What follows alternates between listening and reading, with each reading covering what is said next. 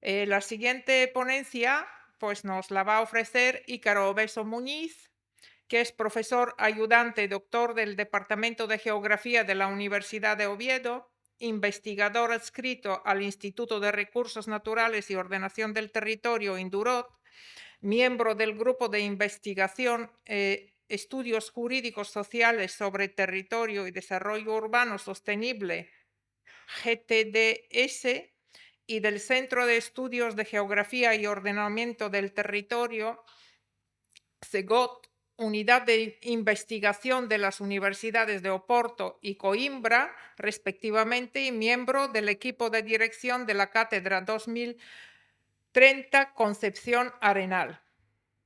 Ingeniero técnico en topografía, graduado en geografía y ordenación del territorio, máster en recursos territoriales y estrategias de ordenación, doctor en geografía y premio extraordinario de doctorado.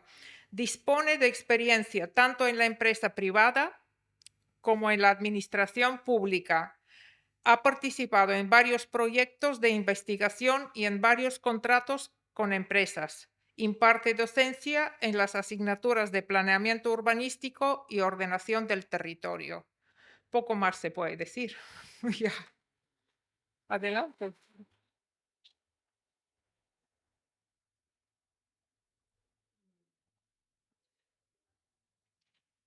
Bueno, muchas gracias, Mariana, por la presentación y por haber contado conmigo para esta última comunicación y por haber contado también con el Departamento de Geografía. Para mí, que doy asignaturas muy relacionadas con la práctica profesional que hacéis en el Colegio Oficial de Arquitectos de Asturias, es un honor ser invitado a este acto y pese a que mi colaboración con arquitectos asturianos es más bien limitada, sí que he tenido colaboración con otros equipos redactores de fuera de la región. Eso que hablábamos en la primera intervención de Carmen sobre los equipos transdisciplinares, yo le he puesto en marcha como geógrafo que ha colaborado con algunos proyectos recientes que se han desarrollado en Asturias y que están todavía ahora estamos haciendo algunos, y voy a presentar algunas de estas cuestiones en esta intervención sobre paisajes periurbanos. A modo de índice, primero presentaré pues, de cómo se va a estructurar estos contenidos. No voy a hablar mucho de teoría, ya sé que viniendo de la universidad, pues mucha gente estará nerviosa porque nos va a soltar aquí un rollo. Mi tesis también va sobre los paisajes periurbanos en cierta medida, pero bueno, voy a saltar eso rápido y voy a intentar sintetizar una serie de tensiones que acontecen actualmente en los espacios y paisajes periurbanos y después aportar unos ejemplos e intentar cerrar con 3 ideas que sirvan para el coloquio y para el debate posterior. Esas tensiones igual están en la línea de las paradojas que señalaba el anterior ponente Jacobo Blanco, así que más o menos es algo parecido. Son preocupaciones o cuestiones que yo veo que suceden en estos espacios.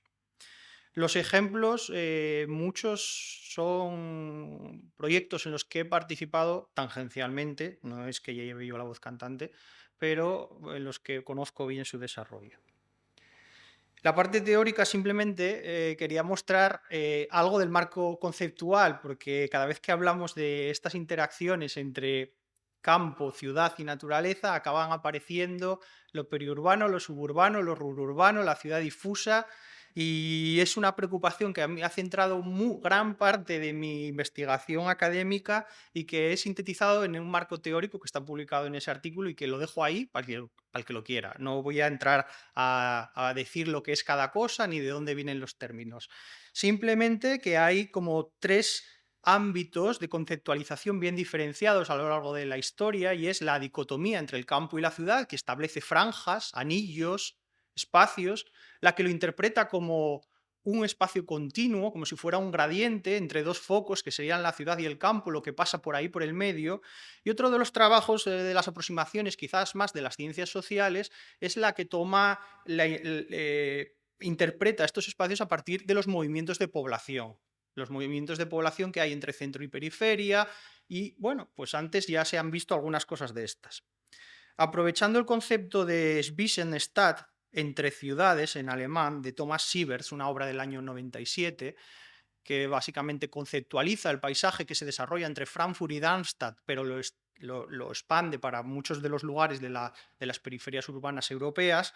Yo voy a utilizar ese concepto, este es el libro, para hablar de algunas tensiones. Este autor habla de lo que hay entre el lugar, entre la aldea de Peón, Candanal y Arroes y lo que hay en el mundo, lo que hay entre el espacio y el tiempo y lo que hay entre el campo y la ciudad.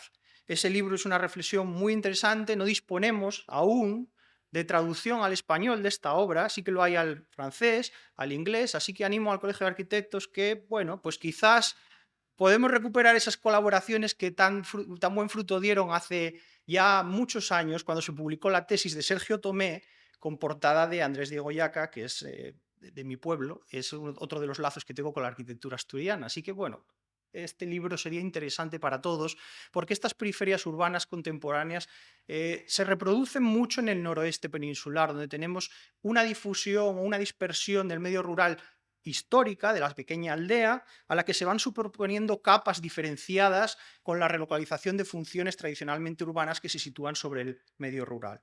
Bien, tomando esas tres tensiones o resumen de la obra de Sieverts, yo intento dibujar otras tensiones y también han salido hoy, no son ninguna novedad.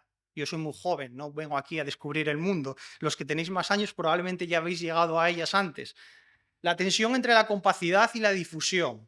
Se habla de modelo de la ciudad compacta, sin caer excesivamente en la densidad, porque siempre hay que poner eso entre comillas. En España sabemos mucho de densidad. Excesiva densidad produce lugares inhóspitos y desagradables, pero la extrema dispersión tiene unas consecuencias ambientales y económicas que conviene combatir, como sucede a veces en las periferias extensas norteamericanas que decía Dolores Hayden, que es ese sprawl que es el resultado de una extensa suburbanización.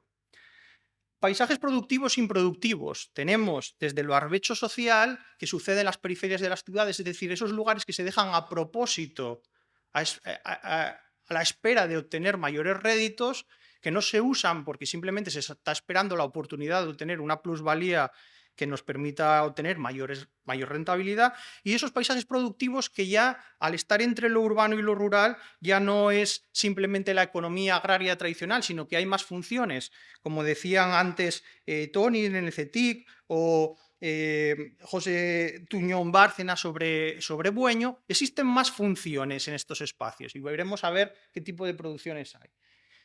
Entre red jerárquica y rizoma, el rizoma es este concepto filosófico de Guattari, Deleuze y toda esta gente que habla de cuando hay un caos. Y si observamos una fotografía aérea de lo que es el noreste peninsular, lo entenderemos rápidamente. Aldeas, caminos, las nuevas capas de autovías, de usos que se sobreponen sobre el espacio antiguamente rural, en contraposición con espacios periurbanos más ordenados, que normalmente se encuentran en Centro Europa o en Norte Europa, en lo que existe más bien una red jerarquizada. Nosotros tenemos una red de infraestructuras que lo que hace es diseminar poblamiento, funciones por todo el territorio aparentemente sin orden y hace muy difícil su gestión posterior, como sabéis bien los que redactáis planes de urbanismo.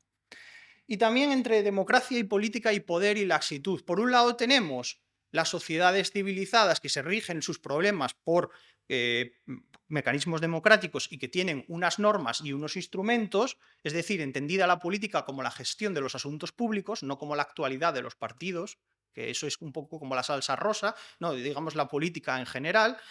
Y por otro lado, el poder y la laxitud. Quiero decir con eso que cuando no hay civilización hay barbarie, cuando no hay orden, no hay normas, lo que hay es el ejercicio de quien tiene más poder y los marcos normativos simplemente son para aquellos que no tienen poder, es decir, la norma para el que menos recursos tiene y saltársela para el que más. Entonces, los paisajes periurbanos más ordenados suelen responder a sociedades democráticas más avanzadas, con mejores instrumentos y con un sentido de la política encaminada hacia el bien común.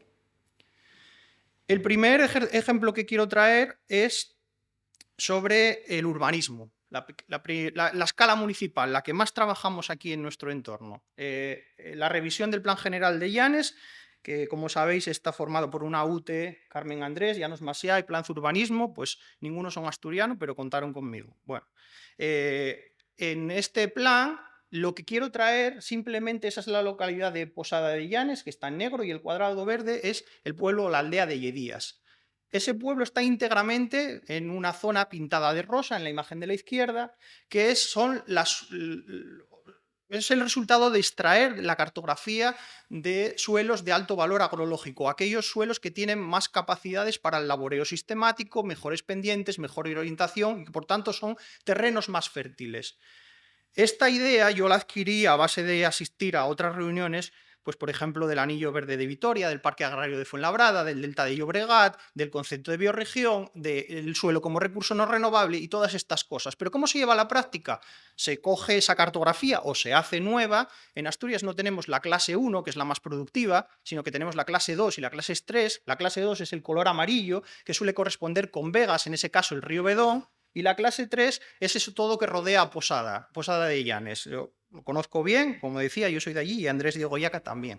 Bueno, pues esa zona se extrae de ahí y después se contrasta con la normativa, la delimitación del núcleo rural, que es lo que tenemos en esta imagen, y lo que rodea al núcleo rural es una calificación dentro del suelo no urbanizable de suelo no urbanizable de interés agrario. Ya estamos fijando qué usos puede haber ahí y qué no. Eso ya lo sabéis bien los que redactáis. Yo no proyecto, yo analizo, hago análisis territorial, nada más. Un poco de GIS y un poco de conocimiento local. Yo no llego a esa escala de intervención que tenéis vosotros. Aunque con los arquitectos que suelo trabajar me dicen que hacer un buen análisis territorial es sentar las bases para la ordenación y la proyección porque estás condicionándolo ya. Entonces igual yo sin saberlo estoy dando pistas por ahí. Bien, pues en el Plan General de Llanes se introdujo esto.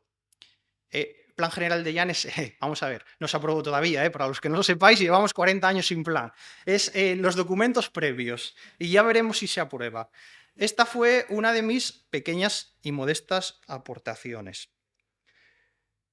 Cuando hablamos de suelos productivos no tenemos que pensar solo en esa base agroganadera, cultivos, suelos de alto valor productivo, sino que también podemos hablar de otras funciones. Y antes hablábamos de la tecnología, de nuevos usos más modernos. El campo ya no se puede entender meramente como una zona en la que haya que tener una agricultura de subsistencia, un policultivo. No, no, es otra realidad.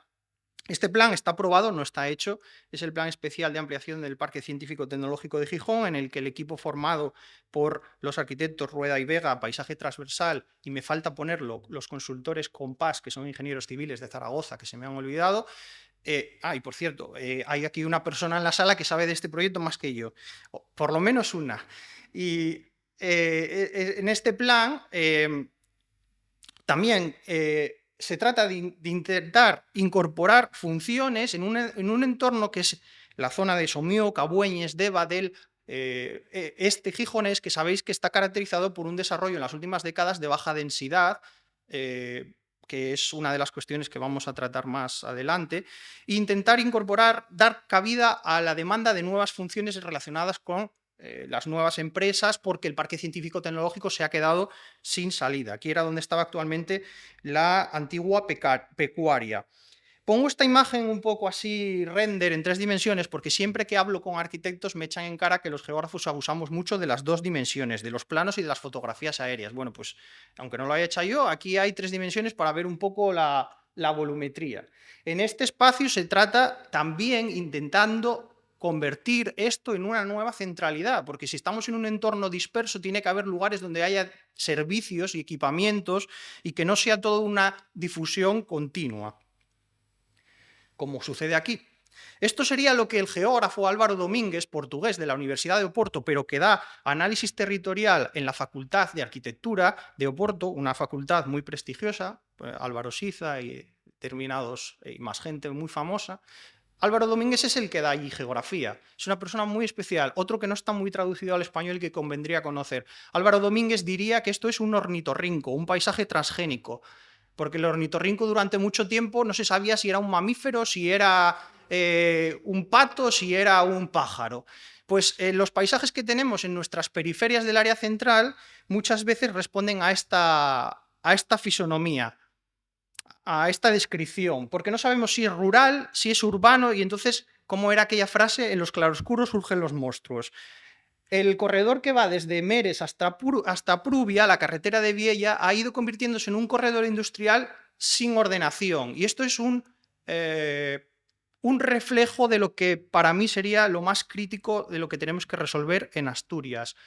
Una ordenación, un modelo territorial construido a partir de diferentes planeamientos municipales, sin una suficiente intervención de la escala supramunicipal, con una competencia entre ayuntamientos por las funciones, planteamientos sectoriales que se introducen en el territorio en función de la rentabilidad de cada momento, como el centro comercial Parque Principado, sin tener en cuenta los impactos medioambientales, sociales y territoriales, o teniéndolos, pero sobre el papel.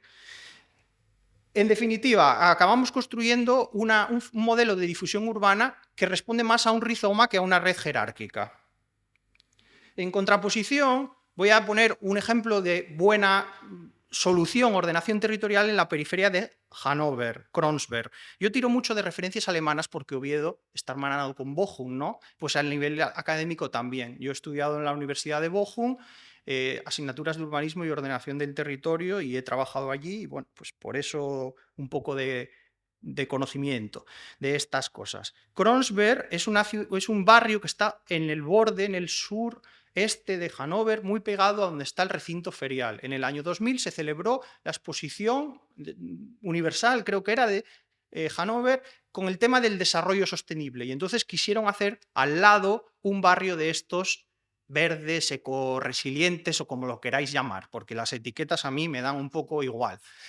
El caso es que aquí se consumió parte de lo que era terreno rural, que es lo que está a la derecha de la imagen, terreno cultivable, para generar un nuevo barrio. A diferencia de lo que sucede en muchos lugares de nuestros entornos del noroeste peninsular, no me voy a limitar solo a Asturias, voy a incluir todo el noroeste peninsular. Estos nuevos desarrollos están vinculados a la red de transportes públicos, por ahí llega la red de cercanías, no hay que llegar solo en coche.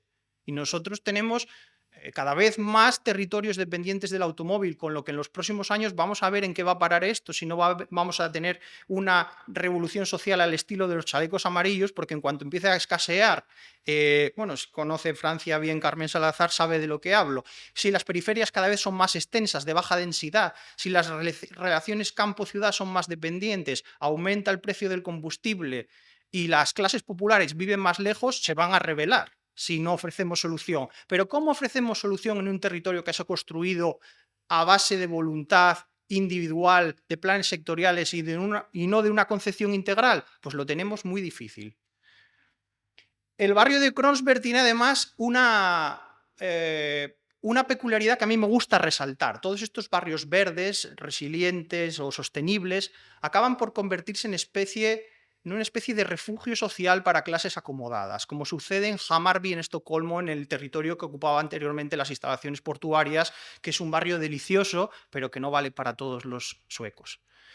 El barrio de Kreuzberg, quizás por su ubicación periférica y también por las diferentes tipologías arquitectónicas, que de esto ya sabéis más vosotros, y los diferentes regímenes de vivienda que allí se implantan, y por el alto grado de equipamientos, por todas esas cuestiones tiene un componente social mucho más heterogéneo. Yo creo que es un ejemplo del que habría que aprender más. La malla reticular, el Central District, la recogida selectiva de basuras centralizada. Esto ya se hizo en los años 2000. Desde entonces ya tenemos ejemplos como el Quartier Vauban en Friburgo, como otros ejemplos parecidos de los que podríamos aprender a hacer ciudad en la periferia, que es como se titula un libro del arquitecto Ramón López de Lucio, que recomiendo a todo el mundo.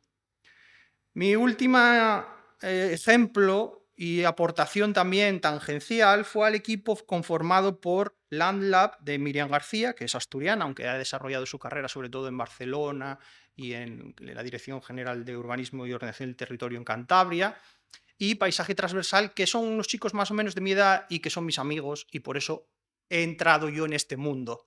Porque hemos entrado a través de procesos de participación, de proyectos que hacen en Asturias en contacto, y por eso yo entiendo cuando se decía antes que es muy difícil hacer equipos interdisciplinares. Esto surge más bien por la confianza, más que por una labor profesional. Entonces entiendo cuando se dice que es difícil esas relaciones. Yo hago aquí el papel a veces de análisis territorial y lectura de los fenómenos que se dan. Este modelo de ciudad 2055, que podéis consultar en la página Santander Habitat Futuro, responde a una ley de ordenación del territorio y urbanismo de Cantabria que obliga a los municipios a hacer una especie de planificación estratégica a largo plazo. Esa planificación a largo plazo a mí se me encargó hacer algunos trabajos sobre población, sobre la periferia, y en este caso el título de urbanismo regenerativo tiene que ver con esa concepción de no querer crecer y consumir más, sino de tratar lo que ya tenemos. En este mapa se trata el concepto de biorregión y el área metropolitana de Santander, identificando los principales nodos y flujos, que es lo principal que yo transmito a mis alumnos siempre en la lección de análisis territorial. Para comprender el territorio, primero hay que saber cuáles son los lugares donde se concentra la población, tanto por función residencial, los núcleos, que están marcados ahí en círculos de color rosa, como aquellos grandes equipamientos donde va la gente, centros comerciales, el Hospital de Valdecilla, la playa en un momento determinado, el campo de fútbol en un día determinado, las estaciones, todas esas cuestiones hay que tenerlas localizadas sobre el espacio, y después la red de flujos, autovías, sobre todo porque donde nosotros vivimos, en este noroeste peninsular, aunque esto ya es más bien el centro norte, dependemos absolutamente del coche. Si no conocemos los flujos, ¿cómo vamos a poder luego hacer la lectura territorial? Pero además de esas cuestiones, añadir otras cosas mucho más modernas, digamos, más bueno, no modernas, que se ponen de moda, pero modernas no son, porque ya se hablaba antes. Las mismas tensiones que yo dibujo entre elementos ya las dibujaban con imanes sociólogos británicos hace 100 años. Lo mejor del campo y lo mejor de la ciudad. Y así surge, por ejemplo, la infraestructura verde, intentando aprovechar todo ese suelo de alto valor agrológico, mapearlo y saber dónde está, clasificar las zonas verdes y relacionarlas con la periferia, con las zonas productivas, a través del concepto de infraestructura verde, que no es un parque grande, sino que es una estructura que podríamos asimilar a nuestros sistemas locales y generales, más bien sistemas generales, pero de carácter en el que hay elementos de carácter multifuncional, de ocio, de producción agroalimentaria, pero conservándolo. Y tenemos el ejemplo del Anillo Verde de Vitoria, que sería el ejemplo paradigmático y que yo pondría de base para partir cualquier trabajo de este tipo. En esta estrategia se plantea un plan de barrios, se trabaja a diferentes escalas, hay 6 planes, de los que 3 de ellos son de carácter netamente periurbano: recuperar la campiña litoral, esa zona de rasa costera con muretes bajos que se ha ido abandonando todos los cultivos que allá había y que es una pradería. Porque no recordé, a veces lo digo en clase, que Asturias sea verde no es una cosa para darse golpes en el pecho, porque hace 70 años Asturias era marrón, amarillo, negro, verde, es decir, el territorio cambiaba las texturas. Ahora es verde porque, como decía Tony, como decían otros ponentes, el eucalipto, el pino homogeneiza las masas forestales, no los voy a llamar bosques porque no son bosques, y la orientación ganadera y por otro lado el abandono de esa actividad agraria acaba por conformar todo el tapiz de color verde. Entonces, que todo sea verde no es una cosa para sentirnos muy orgullosos. Bueno, pues la campiña litoral lleva ese camino de ser verde. También la recuperación de las marismas, de Raos y de otras zonas de la periferia de Santander permitirían capturar CO2, establecer ejes a modo de parques fluviales en los que se pudiera integrar zonas de ocio y esparcimiento.